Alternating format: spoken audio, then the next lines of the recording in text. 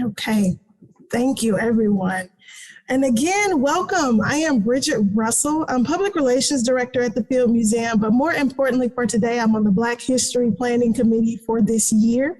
I am happy to welcome everybody to an incredible conversation that we are going to have about Jean Baptiste Pointe DuSable, who is known as Chicago's first non-native settler. And we're going to get into that a little bit, but I also want to introduce the guests that I have here with me.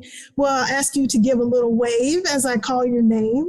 First, we have Kim Dulaney, who is Director of Education and Programming at the DuSable Museum of African American History, which is also a Smithsonian affiliate.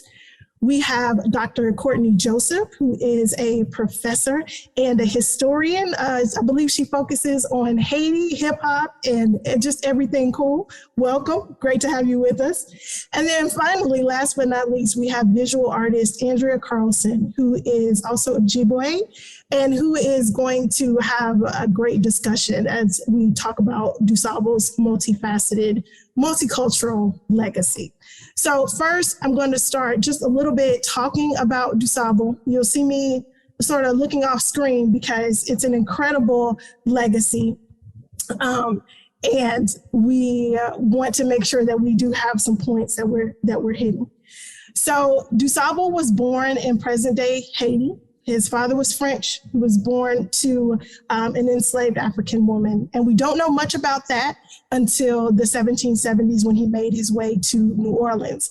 And for the next several years, we know he was exploring. He was sailing up the Mississippi River. He was encountering a variety of people, including indigenous tribes, native peoples. And by all accounts, he was actually had really great relationships with them. So he was diplomatic. He's exploring. He's a diplomat. He's a pioneer.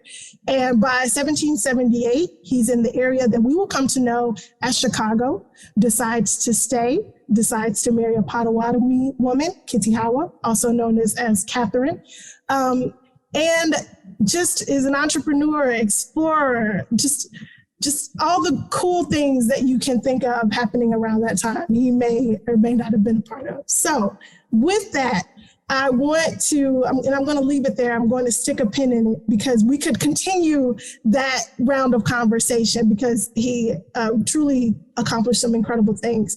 But first, I want to talk about legacy with Dr. Kim Dulaney. And I had a correction. My apologies, Dr. Kim.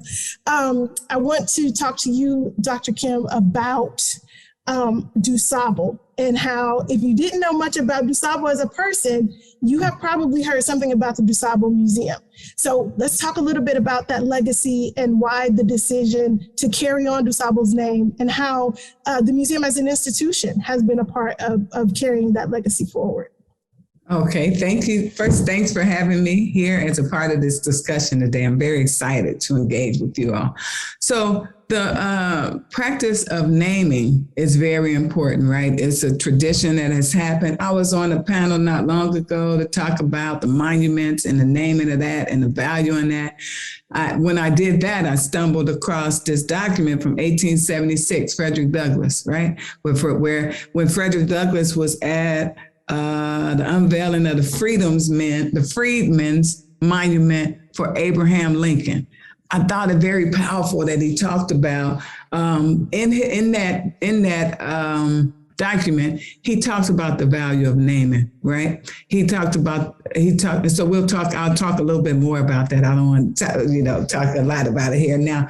But DuSable was so important to Chicago, right? Dr. Burroughs in 1968, the museum is now 61 years old, but in 1968, she renamed it after DuSable because she recognized the value of us staking claim, right?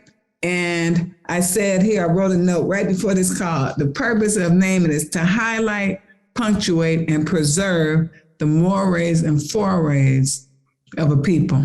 Right. And so she recognized that nobody was going to do that for us prior to her naming. The DuSable High School was named, I think, in 1934, but not much was done for DuSable. So Dr. Burroughs, in the height of the Black Power movement in 1968, which some consider this a neo-Black power movement now, right? So it's interesting that we get Lakeshore Drive changed now, right? Because it was this same kind of climate that she recognized the need to name the museum after DuSable. He's very important. The purpose is so it won't be forgotten, and so that we tell our own stories and we kind of memorialize our own heroes. So with that, I'm going to pass it to Courtney. I'm already excited, Dr. Dulaney. This is just an ultimate pleasure and a dream of mine to be here on Black History Month, presenting with this group in dialogue with the Field Museum. It's a big deal for a little girl from Chicago. So I'm excited to be here. The thing that attracts me most to DuSable, there's a lot of things that spark my interest. As I'm writing a book with his name as the title, right, I think a lot about him and his legacy. And I completely agree and echo much of what Kim has just said, but for me, it's the Haitian piece, right? I mean, I had to just throw out my Haitian flag out now. You caught me. It's only taken, a few minutes into the conversation to declare being a proud Haitian American, and understanding that pride and understanding the work ethic and understanding the revolutionary spirit that was all happening in the background of DuSable staking his claim in Chicago and doing it in a way that calls into question what we think about when we talk about this colonial empire that's the United States, right?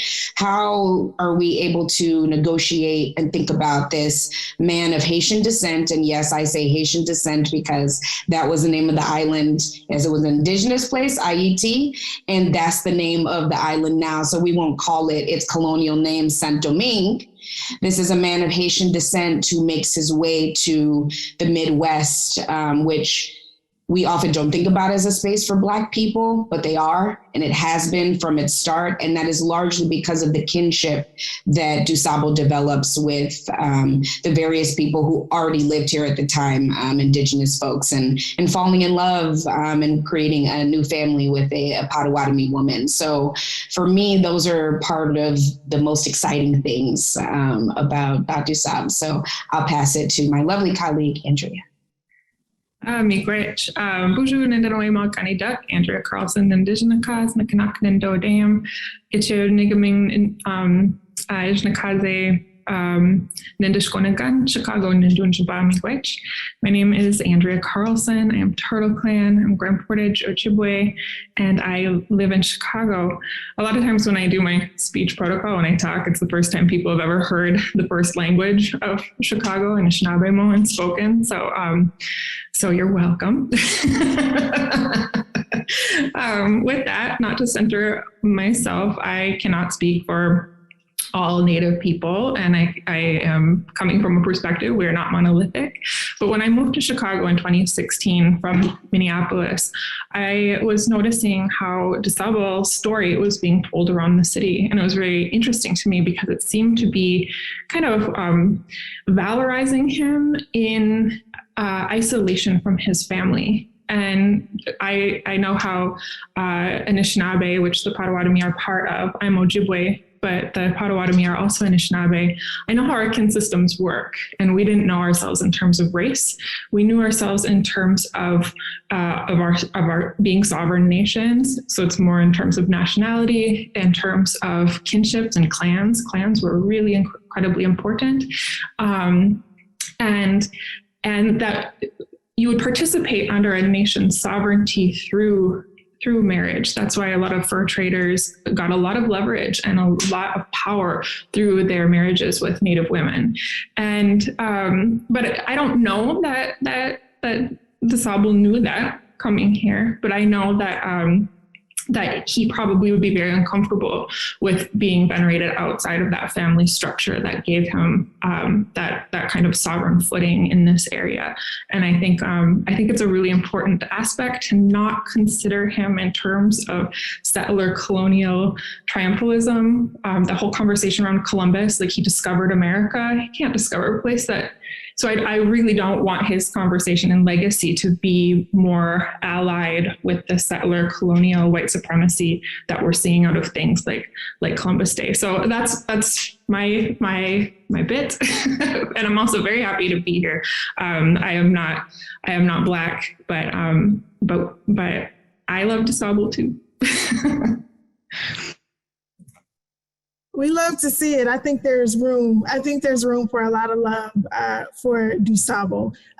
One thing, as I was doing a little bit of research, like for this panel, what was really interesting that did keep coming back up is this diversity. Is this this idea of multiculturalism and this space that DuSable, right, Dr. Courtney, took up. So I will say that I was surprised, I think, to learn about those connections. So as you all have done research now for a long time, for years, what has surprised you the most, or what do you think surprises people the most about DuSable's legacy when you talk about him? And since I know that Dr. Courtney is writing a book, I feel like she might have a lot to share. So not to pick on her, but I'll start with you if it's okay. Of course. Again, I love talking about this person. So the book's title is DuSable's Diaspora, Haiti, Blackness, and Belonging in Chicago. And the point of the book, or the real kind of meat of the book, is to think about the ways that both DuSable's legacy have been foundational for understanding Black history and Black culture in Chicago, speaking to what Dr. Dulaney was talking about with, Dr. Margaret Burroughs, an icon, educator, museum, founder, all of that of her time, recognizing at the height of the 60s and the height of the Black Power movement to say, this is the name for the museum. So this is one example of the ways that Black people in Chicago, many of them coming from the Great Migration, look to DuSable's story to say, I belong here. There's no way, there's no space for me here if the first person who builds this, lavish mansion, because that's what it was, a mansion, with this Indigenous family, Indigenous wife, but I imagine extended family beyond then. We just don't have enough, for obvious reasons, right? On why, like more and more about them. But his ability to succeed at a moment where things are both in flux and very fraught is also part of what I look at in the book. And I argue a lot of that is based on understanding Haitian identity and Haitian culture. Again, we're some hardworking people with a vision.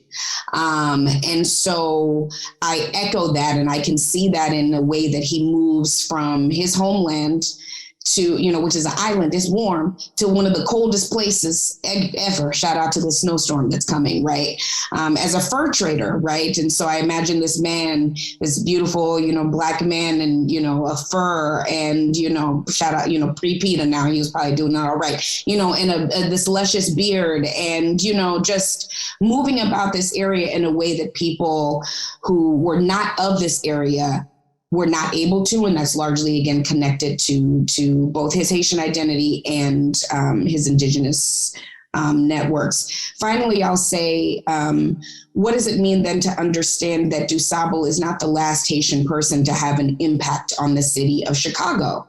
And that is very true. And that's really what the book traces as well, is how Haiti and Chicago have had these really intimate and interesting historical connections. Again, Dr. Dulaney brought up Frederick Douglass, who I love.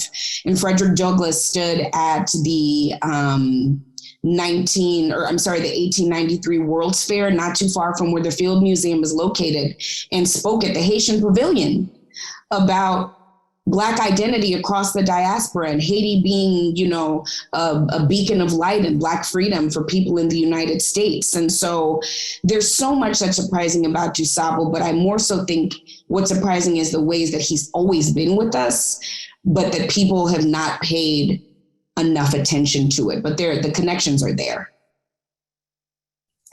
Wow, definitely. Andrea, Dr. Kim, either one of you want to speak to that? What do you feel like has been really surprising once you shared it with people about DuSable, or what you found surprising yourself? What I found to be really rich was, I'm a person who, like, I don't remember all the dates and stuff. I look at core concepts. So when I look at what DuSable has meant to Chicago, Chicago is the seeding place for Black power. That's not accidental. So remember, Ani talks about the seedling, like the seed that's planted. He's the seed, right? So because he was seeded and then things grew out of that, we're aware that and as Courtney mentioned, when people were migrating here, they were aware that they became aware that a Black man found. Imagine the United States in the early 1900s. And then you got Reconstruction that doesn't really reconstruct anything in a mighty way, or it begins and then it's all snatched back, right? So it's like a magic trick. You got that happening. And then people saying, let me get out of here and go somewhere else. There's these promises of coming up north, coming to this and that. And what the difference, this must be, this is a surprising but powerful point. Like, people left and went to New York, right? And they talked about, we got Marcus Garvey in New York, come on. You know, we got all of these powerful people in this Harlem Renaissance beginning in New York in the early 1900s, 19 teens. So you have people moving to New York and Black culture for the first time being celebrated in that kind of way, right? So people think it's phenomenal. Meanwhile, Chicago, though, we're not satisfied with that. So Langston Hughes is saying, like, even Langston Hughes said, don't be confused, like people clapping at your performances. That's not real agency. In Chicago, people were saying, look, this is the place, a Black man founded this. So we're not coming here to assimilate. We're not coming here to beg to, oh, please like us. We come here for equality, right? It's that whole, Courtney spoke a minute about Haiti, right? And how people say it ain't Haiti. Well, it's a taking back of what this is already ours, so reclaiming, right? So when you think of DuSable in Chicago, what's powerful for me is that the essence of what people sought. It's like real freedom and real, it's really about self. Like, I come here, I'm not trying to say, let me behave well so you can like me. It's saying, let me get what I deserve here. And then for that to continue on, that's why we have so many firsts out of Chicago. Chicago is the seeding place for Black power. That's not an accident. That's because what you believe, you kind of push and become, right? So if I believe I'm entitled to something because this dude was here first, not first, but this dude was here and made a major mark in the way that America recognizes people making claim to things. He's in that tradition. He gets his too. So because he came, it was people already here, but in the way that America records things, Yeah. This is his, for Black people to know that, and then to say, hey, I'm coming here in that vein. I'm coming here on that legacy, and I'm coming for mine, basically. I'm coming for my equal right. It's beautiful to me. It's powerful. That surprises people where you get that little difference. Chicago is so, Chicago pushes for everything. We're not satisfied. We're not satisfied for you just to let us live over there. We're saying we deserve something. That comes out of that. So it's very powerful to me. One other quick thing I want to say, and then I'm going to let it go to Andrea because she can touch on that better. And then I love how DuSable's story upsets history. Because in the modern time, people like to put us in these boxes and then act like this is just a born thing that's real. Yes. Like, that's not absolute like that. Right. This is how people who control the narrative have recorded it and made that seem so. But that's not so. So he kind of breaks through all of these fake little things that are recorded, right? He breaks through that in so many ways. And to me, that's very powerful. Absolutely. Absolutely. I love it. Love to hear it. Andrea, and then I've got to pay attention to the chat. The chat is just going. So Andrea, and then we'll get to some questions from the chat. I think the question, because I've just been so present for what is being said, I think the question was things that may have surprised me in my research into DuSable. And I think that, there's a lot of conversations. There's Dr. Jeannie O'Brien's work, Firsting and Lasting, where she talks about settlers own all of the firsts and natives own all of the last. So it's like the last of the Mohicans, the last wigwam in Illinois. And then there's actually a plaque in Chicago somewhere that's like named some kid, and it's like the first baby born in Chicago. And it's like, well, weren't natives having babies? What's with all this indigenous erasure? So just to because as Dr. Dulaney was saying, this narrative is so incredibly powerful for a sense of belonging. The story of DuSable is so very important to Black liberation, and it's also very important to Indigenous sovereignty. Sovereignty means self-rule, self-determination, having group agency, and he belonged to that too. And I think sometimes Black, and I'm not speaking for Black people or Native people, but I think that there is a reciprocity with Black liberation and Native sovereignty. And I think that's a cool thing about Chicago as well. Chicago is the place of, it's Jagagoinak in Potawatomi language and Jagagong and Ojibwe. We're very closely related languages. And it's the place of wild leeks, or the place of ramps or wild onions. And some people are like, oh, gross onions. And no, that's the snake. That's the ramps and onions. They're medicine. Those are the skunk grass. And so I imagine like Kitahawa and DuSable, this love story between Indigenous people and this Haitian man. They were harvesting medicine together here. They were setting up their futures together.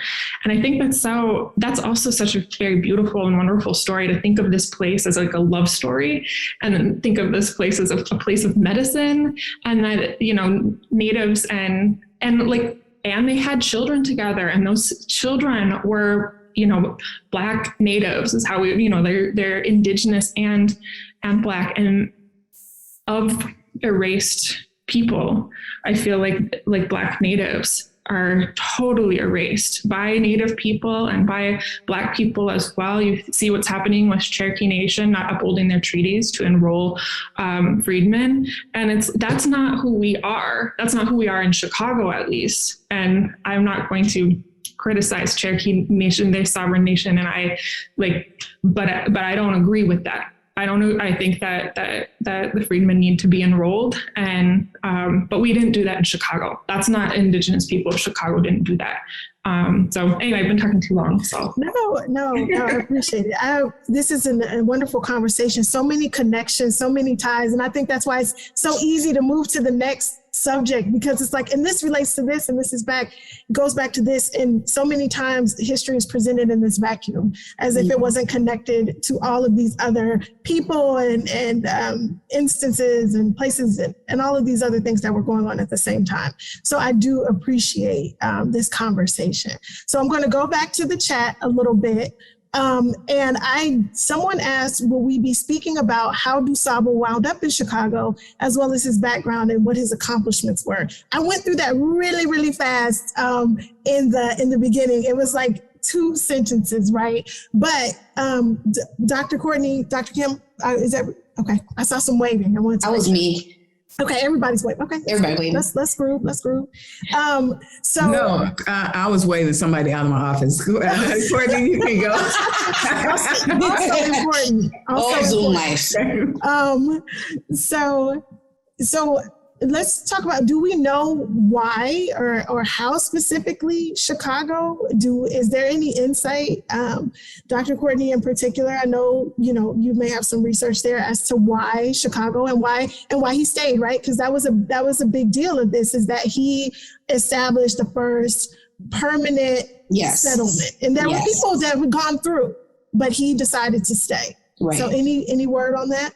So largely, I'm going to say a lot of the things that we know about DuSable are from oral traditions and from people that he works with, like businessmen and diplomats and others, are how we even know of DuSable's existence. And that's part of why an argument for me is the importance of recognizing oral traditions in Black and Indigenous communities as real history, right? Because otherwise we wouldn't know too much about this man if we had to rely on written documents, because the archive is a violent space. The archive is a space that people who look like DuSable and Kitihawa are written out of. So I saw another question about, the family. Do we have photographs of the family? No, unfortunately, we do not. I see the quotes around do we have mentions of the mansion? Yes, we do have pictures, and it was a mansion, and it was a real illustration. And the reason we know that is because of the bill of sale. So the bill of sale of DuSable's home allows us to know how large it was, the various materials that were inside of it. The, fir trees that are from Chicago, they were brought here due to DuSable and Kitihawa wanting to have, the finest of things in this home and around them. And so it was so much of a, quote, mansion that the guy who gets named and known as the founder of the city, John Kinsey, moves into it and makes it, his home, and, then proceeds to have his daughter-in-law write what is recognized as the first written history of Chicago, Wa Bun, that comes out in 1856, to say, oh yeah, there was this guy, DuSable, here for a little bit, but my father-in-law is the one who made this into the space that we know it of. So, it's interesting to think about all that he did to set that fur trading system up. I mean, this is a booming business that he has here. I argue, and I believe, like many historians, he makes his way to Chicago because this is a prosperous area that was known at the time as his colonial's name is French. It's like French territory, right? Illinois country, as it was known at the time. And so there's already an established network of fur traders that he could then connect into. But I think that Chicago, understanding kind of the specialty of it, right? Like the fact that it sits off of the lake and a river, right? And that it has all of these waterways. If you're thinking business and you're thinking big, this seems like a good place to set up posts, especially if you have an indigenous wife, and again, her family network telling you how to make it work on this land. See, that's why Juliet and Marquette and the names they teach us in school, they didn't stay. It got too cold for them. Maybe because they were less interested in dealing with the people who were already on the land and learning from them and colonizing them instead. But hey, I think that, again, thinking about a Black man in the United States, early United States, living freely, traversing around the nation at the time, the Midwest, is able to do diplomacy for the French, between French, British, American, indigenous folks, and do that for over 20 years before he makes his way to Missouri. So, I mean, the accomplishments are a litany of them. And it's also very evident that because of his identity, those things were written out of the history. It's not an accident that we don't know these things. It's very purposeful that we do not know these things. And so we have to be aware of that when we're asking questions like, of certain historical figures. Well, how do we really know? We have to contend with the fact that a lot of these people are written out so that we can say we don't really know, and therefore they don't deserve a history. Pass that along. Wow. It's really astonishing to think about the intentionality of it. Yes, ma'am, Dr. Kim. Yeah, I want to add just a quick something to that, right? With this whole idea like that we have to defend and have all of the proofs and the person has to be perfect, right? Especially like for naming situations, right? Again, I referenced this document from 1876 where Frederick Douglass, the freedmen are dedicating this, but they by no way think that Lincoln did well right? So he runs a list in the document. When he's talking in his speech, he runs a list of all the things. Basically said, you wouldn't set us free if you didn't have to. You turned your head. You didn't give us credit for this. You did. Frederick Douglass is just beautiful. He runs the whole list of all the violations, right? That's why this document is so powerful and his speech is so powerful. So he wants the historical record to be accurate, that this dude wasn't perfect. He wasn't perfect by no means, in fact. But then when it's our naming time, people are like, well, what about? Right? But mind you, if we look at the naming of monuments and things, white people tend to erect monuments for white murderers and Black murdered. That's just a reality. So if you get murdered for Blackness, you get to be a martyr, and you might get a monument, right? And if you were involved in systems that kind of did away with people to stabilize that economic machine that we all know existed, then you get a monument too.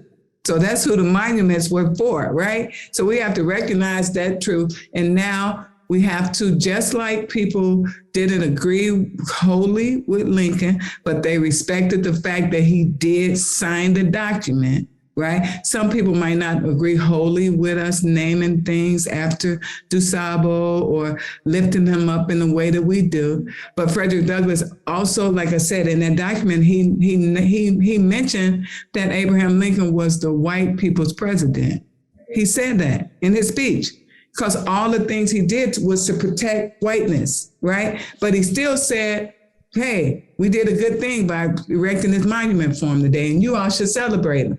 Right? So now, as we seek equality and seek to balance out the historical record, even if you disagree with it because of ignorance or you just don't know, that's a fair thing that you might not know, or you might not be impressed. That's fair too.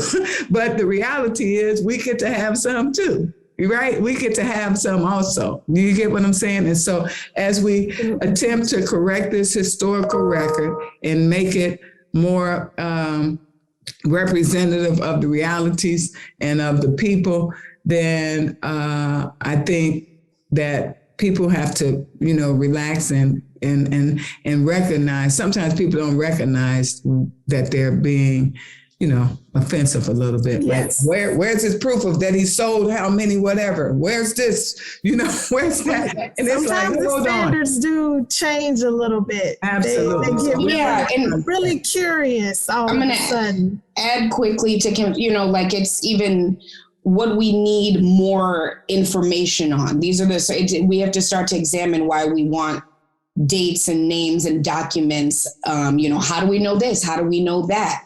Mm-hmm. When, again, what the real question is, why don't we know these things? Why don't we have the paperwork for these things? We have to contend with that rather than being, it seems like sometimes dismissive, again, of historical records that do not follow the things we think are accurate, quote unquote, accurate. I think that's really important. Yeah, definitely. So I didn't know, Andrea, if you wanted to add anything specific to that conversation. We're in keeping up with the chat. We have a lot of questions about why DuSable left Chicago and went to Missouri, and what happened to his family once they left Chicago. I'd like to jump on that. Okay, let's do it. Yeah, and Courtney too. So, I want to kind of, and this might be different than what Dr. Joseph says, but so I want to tie DuSable's departure as a concept to Marquette and Joliet. Marquette, Marquette died after like a year or 2 years. And so this place just ate that man up. They weren't built for it. But then the late 1790s, a lot of people, think of like the 1830s, Treaty of Chicago as what marked Potawatomi removal.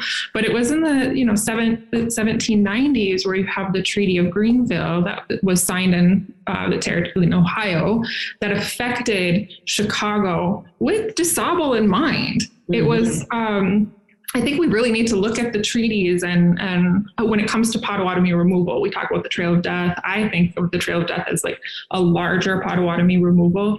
He chose his family. He chose his family over settlers. And I think it's really important when we discuss DuSable, often I'll hear this attitude that he gave up on Chicago, he left, or that in some way Marquette and Joliet have a big stake when they were only here 2 years. But people will talk about like DuSable had a brief time in Chicago, and it's like, well, then why is Joliet and Marquette's story so celebrated when they only had 2 years? So I think that's part of white supremacy as well. The state of Illinois considers Native things that were prior to Marquette and Joliet in the 1600s showing up in this region. Everything prior to those white people coming in was considered prehistory. And so things like laws like NAGPRA don't apply. That's what Illinois thinks, that it has to be white people showing up on the scene, then all of a sudden history starts. And I feel like, again, this is a very, these can be very violent conversations. And as Dr. Joseph said, that in the archives, there's so much incredible violence. And there's so many stories that are trying to continually displace Native and Black people in this area. There are so many counter narratives that are like, well, this isn't really Potawatomi land because blah, blah, blah. I made these banners that are on the Chicago River by DuSable Bridge that say you are on Potawatomi land. Oh my goodness. I saw a lot of anti-Blackness and anti-Indigenous racism after that came up. And especially on, Columbus Day. Wow, I was schooled in some white supremacy then. So I'll just say that's my piece. I think that there's this kind of co-location of displacement, foreclosure, and discounting our histories that run hand in hand.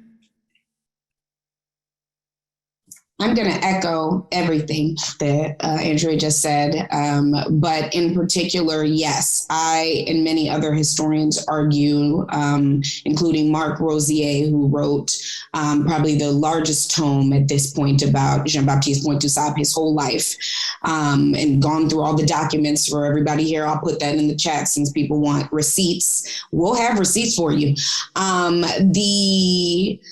The question is, because again, we have to think about him beyond a settler colonial lens.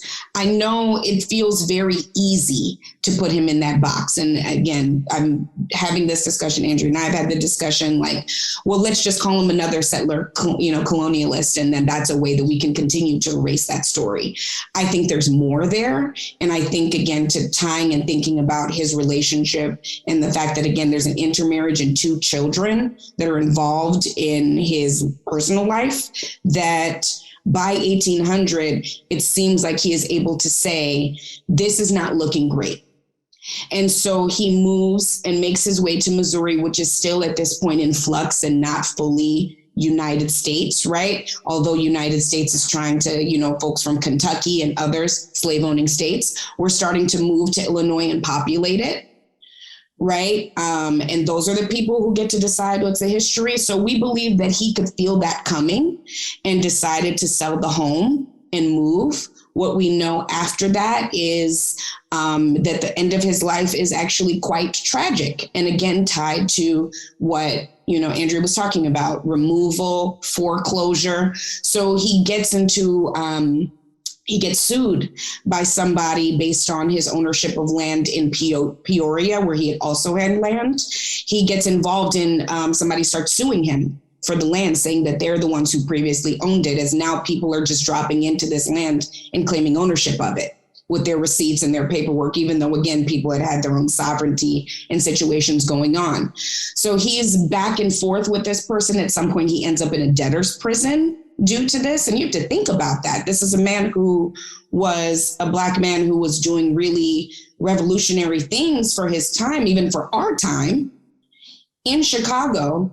And many of our ancestors and people we see today, we see the cost of that, even if they're not directly related. So DuSable ends up not wealthy, okay, at the end of his life. He is penniless at the end of his life. And it seems that he has moved on with his granddaughter, Eulalia. We believe the documents, again, are a little sketchy. He moves, he stays with her and her husband, and all he asks for is to be buried in a Catholic ceremony in a Catholic church. So he does that. He is buried, but unfortunately that St. Bartholomew's, I believe it was called, cemetery has been moved 2 to 3 times since. So in the early 2000s, there was an archaeological excavation to try to find DuSable's body so we could really see what he looks like, and he is yet to be found.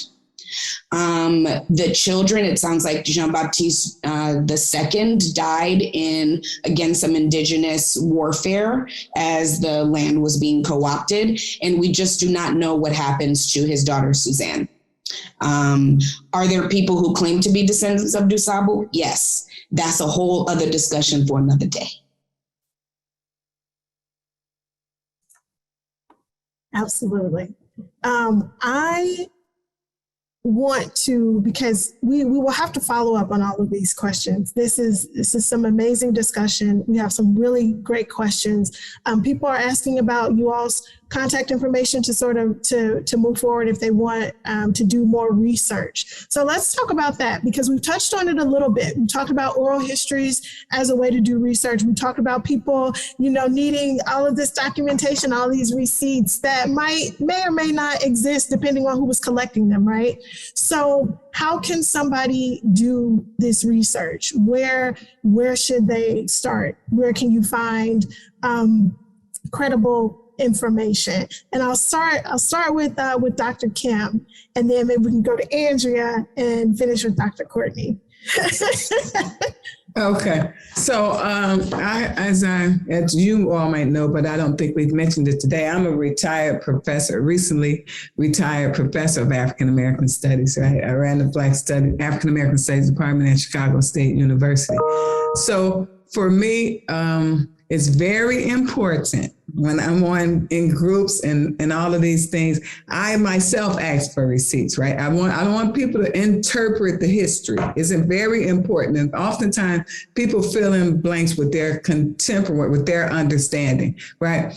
I am a proponent of looking at how people told their own stories, right? And then also trying to contextualize it by looking at other information from that time, right? For instance, I got to get a plug in here. DuSable is making history with being executive producer on a film about Oluda Equiano, right? The first person to write and publish his own narrative about being enslaved. Well, he did that with crowdfunding, basically told his own story to be popular in that day, to be a bestseller. You had to run 2 prints. His book went to 9 prints.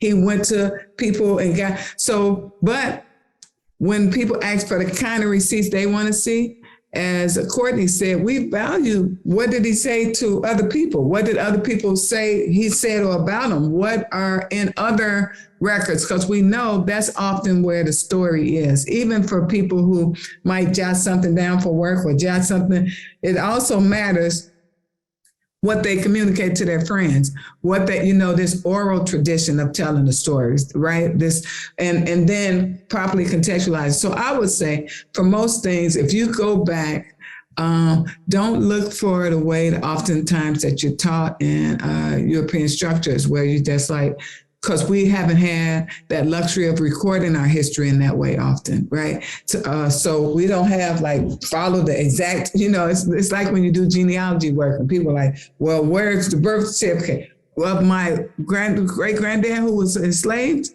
I don't have one. You know what I'm saying? So I have to use these other ways. So I would say, look at all things that surround whatever you're researching. So that time period, you might find something in somebody else document about that person. When you run into difficulty finding something specifically by the person, right? You can contextualize, look at that neighborhood, look around whatever they were involved in, like Andrea talked about, the fact that you can't remove him from that matters, like what he was a part of, right? Look at all of those things, and it'll help you not to use your own imagination and your own kind of tainted understanding to tell somebody's story, but look at that story in the context of that time and in those people, that particular voice, even, let me say this today, even like, so for Equiano's thing, it's February 16th that's coming out. Let me say that. It's on Instagram for free. Go to that, Instagram for free. It's Equiano.stories, and you can follow the page now, watch that. But even like when I went to Kemet, like somebody I saw a question asked about our pronunciation. I say DuSable because I'm from Chicago, I'm Black. This is the way people say it. That's not the way it's pronounced. I say Haiti. That's not, when I went to Haiti, they don't say Haiti, right? So it's because of, it's not, I'm not speaking it the way that the people whose first language it is say it. But I'm aware of that, and I say Haiti. If I'm in Haiti or around somebody where it matters, then I say Haiti because that's what they say, right? That's the way they know it. So it's kind of speaking for understanding, and it's sometimes but acknowledging that it's inaccurate, right? So when people ask about that question, Kemet, I go there. It's KMT. It wasn't no vowels in that. They added the E's so people could pronounce it, right? So we're aware of these things, but we only have a short time to talk, so we can't explain all of it, but we're aware of them. Okay. That's all I want to say. I'll piggyback off of some of it. There's I'm an artist. I'm not a historian, but I think that it's DuSable was an art collector. That is in the documents. He valued art. For me, we like Native people can often be put in these conversations of history, like we're seen as like history or like not as important as our ancestors, or we're like kind of denied contemporaneity. A lot of Indigenous stuff is. So we get in historic conversations that sometimes does foreclose on our contemporary existences. What I think is really interesting, what artists can do in the tradition of DuSable's art collecting, is we can imagine possibilities. We can imagine people back. You see Kitahawa's name on something, you might imagine, there's no personable like photograph of her or whatnot in order to know her. There's an artist by the name of Chris Papan, who's from Chicago. And he drew a picture of who Kitahawa could be, what she could have looked like based on descriptions of her. And the Floating Museum the Floating Museum in Chicago did the Founders Blow Up public artwork. And that also has a good friend, Monica Rick-Bolter, who posed for that photo, because she's Potawatomi and Black, and she posed for that photo.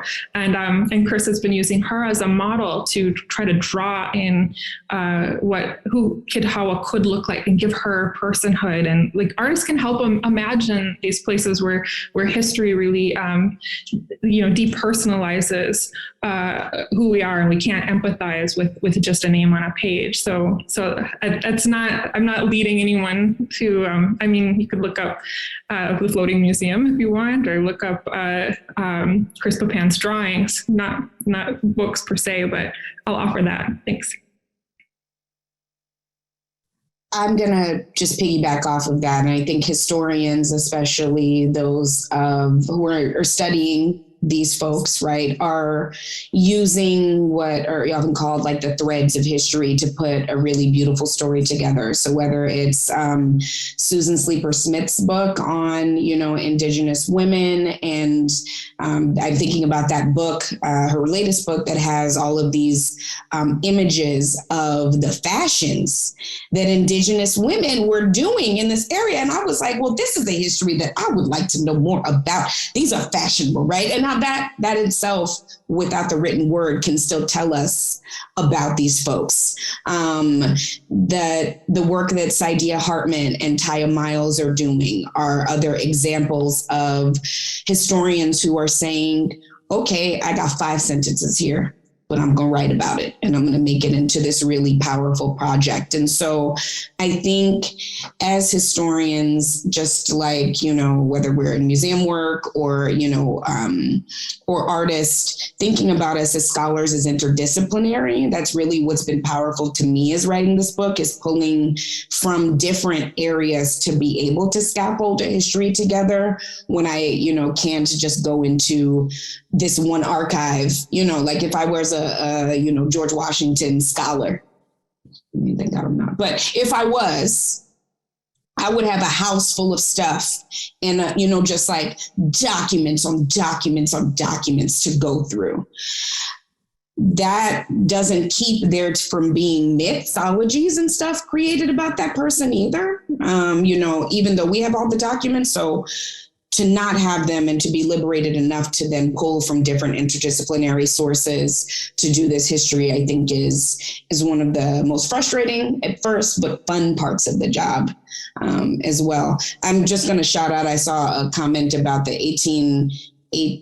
Black codes in Illinois. I'll just quickly reference, if you want to know how Illinois was founded, there were things called slave codes and Black codes here. And there was a rule in Illinois that if a person of African descent did move here, they could be whipped until they left. So, I mean, like, you do with that, with what and arrested if they stayed too long. Right. So, I mean, when we're talking about why don't we know who DuSable is? Where's all this information? Let's also look at these laws as well that are put into place quickly after, you know, he leaves. Let me add one thing for Andrea. Andrea, I want to know, is it disrespectful to say kitty? Is that considered disrespectful? Because people say to me all the time, kitty this, kitty that, and then I start saying it. But is it disrespectful? Is it disrespectful to give her a nickname that I don't know the answer right? Kirawa doesn't mean like it's like Catherine that's been like a Potawatomi-ized, so it doesn't really mean anything in Potawatomi language. But just don't, you can call her kitty, like I can't give permission, but I don't find it disrespectful, but just don't call her kitten because it means something else. Kitten. Okay. Don't say kitten, it means something. And one other quick thing, Eric Blom, the artist, he did the sculpture that's down there, right? He's doing these beautiful, he showed them to me. He's doing these life-size that stand probably my height busts of her and him. Now, so he's doing those. They're really beautiful. DuSable Park. Absolutely. DuSable Park. Yes. I was also going to say, with things that we need to be reading on our reading list, I just absolutely can't wait for Dr. Joseph's book to come out, because that'll be top of my list. Absolutely. Yeah, I'm sensing book club. Yeah. 2023, hopefully that's the goal. I'm working hard. DuSable's bookstore, and you got to come talk to us. Yeah, absolutely. And I'll be there. I'll be there in the audience, ready to learn. So this was absolutely amazing. This is a fantastic discussion, and I feel like we could go just the rest of the afternoon, but then there's lunch. So we are going to wrap this up. Are there any final thoughts? I know that we do have some questions in the chat. We could not get to all of them. We will follow up. But any final thoughts, and then I'll get ready to wrap it up from our perspective. But I really, really appreciate you all. I know we really appreciate this conversation. Absolutely amazing. Well, for me, I'll say my final thoughts are, so I would caution us to look at what people stood for, right? I'm not a big personality person. I don't believe in, because from an African-centered kind of understanding, it's not a worship of people as much as it is what they stood for. You know, it's as much as it is appreciation, acknowledgement, right, of what this person stood for. So if we take that approach, then we leave space for the person to be human. So when people come at us, like bring out a piece of paper and say, well, you know, I can tell him have a drink and it's empty. Like, okay, you know, he's a human being. You know what I'm saying? And so I think that if you take that approach, then that super critical eye isn't necessary, because it's no way to discredit those things that are factual about his accomplishments. And so I appreciate those. And then the other thing is for us to, watch that movie on February 16th. Equiano.stories on Instagram. Yes, so we're absolutely. telling our own stories. Yeah. And we'll make sure to follow up with that for sure. Dr. Courtney, Andrea, any final thoughts before we wrap up? I am definitely going to use the term snatchback, if that's okay. in Indian country, there's this term, hashtag land back, about returning land to Indigenous people. But I'm like, ooh, snatchback is really good. It's a good one. For sure. Well, just happy Black History Month. That's all I got. Happy Black History Month. Happy Black History. Celebrate it all year long. To do, do some research for yourself, all that good stuff. But thank you so much for all of this conversation. It's been wonderful. Thank you for pulling us together. This is very interesting. I'm looking to learn more and be in contact and just continue to learn. It was absolutely my pleasure, and the pleasure I can say on behalf of the Black History Planning Committee. This is absolutely great, but we don't want you all to leave just yet, because what we need to do right now is actually talk about some of the other programs coming up this month for Black History Month. So everybody go to fieldmuseum.org/Black History Month and take a look at all the amazing events that we have also coming up.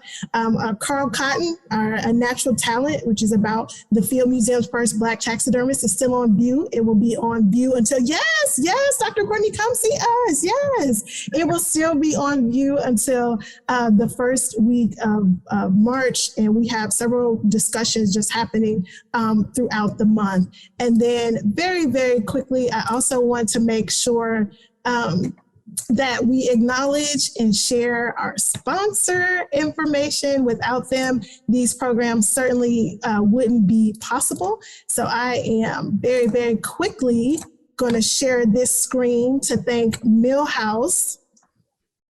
Hold on. And of course, to thank Millhouse and Montenegro, and as well as all of the Field Museum staff who helped organize Black History Month planning. We absolutely could not do it without you, and appreciate all of the effort that you all have put into planning this month. So don't forget fieldmuseum.org/Black History Month. And we also have a blog post coming out too about DuSable that I was able to speak to Andrea and Courtney about and get some information. So that will be good as well for people to take a look at, and we'll have a recording from this conversation on that same page. So maybe we can get a list of resources going for everyone, because people seem really, really interested in the topic, which is exactly what we want. More DuSable, more Kitihawa, more Field Museum, more DuSable Museum. And we just hope everyone has a wonderful day and enjoy the rest of Black History Month. Thank you so much for joining us, y'all. Thank you. Have a good one.